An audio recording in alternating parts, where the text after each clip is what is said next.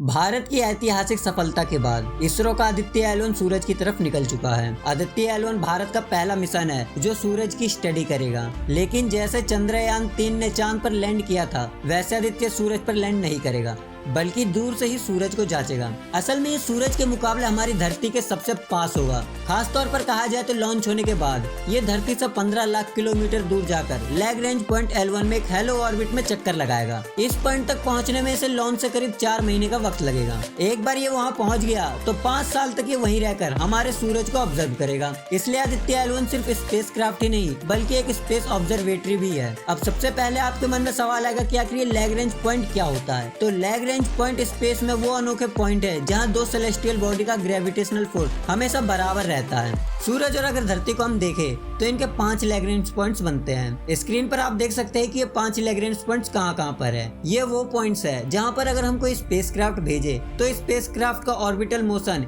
यानी centrifugal force धरती और सूरज के ग्रेविटेशनल फोर्स से कैंसिल आउट कर जाएगा। अब इसका फायदा ये हुआ कि हमारे स्पेसक्राफ्ट को यहाँ स्टेबिलिटी मिलेगी, यानी हमें इस पॉइंट पर स्पेसक्राफ्ट को बनाए रखने के लिए किसी भी तरह की कोशिश नहीं करनी होगी। अब इससे फायदा ये होगा कि स्पेसक्राफ्ट का फ्यूल बचेगा और ये स्पेसक्राफ्ट धरती और सूरज के आसपास गोल गोल घूमता रहेगा। इससे ज्यादा लंबे मिशन को भी अंजाम दिया जा सकता है और साथ ही इसका दूसरा फायदा है लगातार निगरानी रखना। एग्जाम्पल के तौर पर अगर हम लैग्रेंज पॉइंट 1 की बात करें तो जो भी चीज हम L1 पॉइंट पर भेजेंगे वो लगातार ऐसे पोजीशन में रहेगी जहां से धरती और सूरज को लगातार देखा जा सकता है, जिससे ये स्पेसक्राफ्ट कभी भी सूरज और धरती के परछाई में छुपेगा नहीं। एग्जाम्पल के तौर पर जब हम किसी स्पेसक्राफ्ट को चांद के ऑर्बिट में भेजते हैं, जैसे चंद्रयान 3 को भेजा था, या फिर किसी स्पेसक्राफ्ट को पृथ्वी के ऑर्बिट में भेज देते हैं। अब चांद की चारों तरफ गोल गोल घूमने से धरती बीच बीच में छुप जाती है। इसी वजह से आदित्य L1 के लिए लैग्रेंज पॉइंट इतना जरूरी है और इसरो आदित्य L1 को लैग्रेंज पॉइंट 1 में स्थापित करने जा रही है, इसलिए इसका नाम रखा गया आदित्य L1।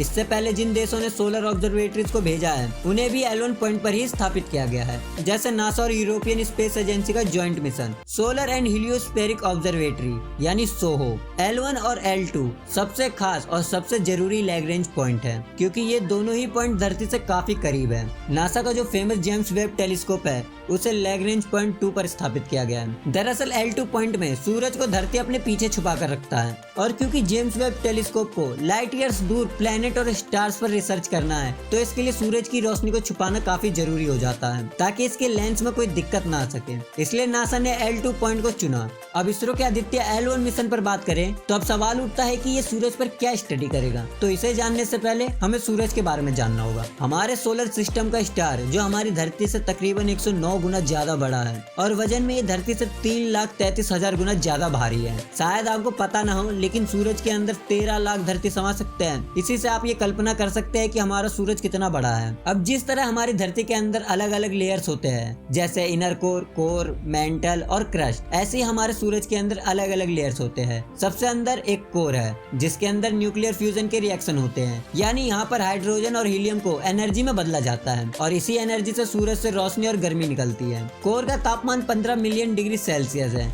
इसके बाहर है रेडिएटिव जोन, फिर आती है कन्वेक्टिव जोन। इसके बाद आता है सूरज का सरफेस जिसे वैज्ञानिकों ने नाम दिया है फोटोस्फीयर। वैसे तो हम इसे सरफेस कहते हैं लेकिन असल में तो सूरज का कोई सरफेस ही नहीं है क्योंकि यहाँ सिर्फ गर्म गैसेस और प्लाज्मा मौजूद है। यहाँ का तापमान कोर के मुकाबले काफी ठंडा 5500 डिग्री सेल्सियस होता है। इसके ऊपर आती है क्रोमोस्फीयर की लेयर जहाँ पर तापमान फिर से बढ़ने लगता है। यहाँ तापमान 6000 डिग्री सेल्सियस से शुरू होता है और तापमान बढ़ते बढ़ते 20,000 डिग्री सेल्सियस तक पहुँच जाता है। एक और लेयर है ट्रांजिशन रीजन के नाम से। फिर आखिर में सबसे बाहरी लेयर कोरोना आती है। कोरोना लेयर में काफी गर्म प्लाज्मा होता है जिसका तापमान 1 मिलियन डिग्री से लेकर 3 मिलियन डिग्री सेल्सियस तक पहुंच जाता है। अब आपके मन में सवाल आ रहा होगा कि सूरज का कोर इतना गर्म है लेकिन इसका सरफेस ठंडा हो जाता है और फिर कोरोना लेयर इतना गर्म कैसे हो जाता है। तो दोस्तों ये सवाल सिर्फ आपके और हमारे मन में ही नहीं बल्कि वैज्ञानिकों के मन में भी है। अभी तक इस चीज के बारे में किसी को नहीं पता है लेकिन हो सकता है कि हमारा आदित्य L1 इस रात से पर्दा उठा सकेगा। जब हम सूरज को धरती से देखते हैं तो आमतौर पर हमें उसका फोटोस्फीयर दिखाई देता है, लेकिन जब सूर्य ग्रहण होता है तब एक रेडिश ग्लो दिखता है जो क्रोमोस्फीयर होती है और पूरी तरह से सूर्य ग्रहण लगने पर वो लेयर भी छुप जाती है और सिर्फ कोरोना की लेयर दिखती है। आदित्य L1 का मिशन है सूरज के इन्हीं तीनों लेयर्स पर स्टडी करना। इसके लिए इसमें 7 पेलोड लगाए गए हैं। पहला वेल्क यानी visible emission line corona graph, यह कोरोना लेयर की स्टडी करेगा। दूसरा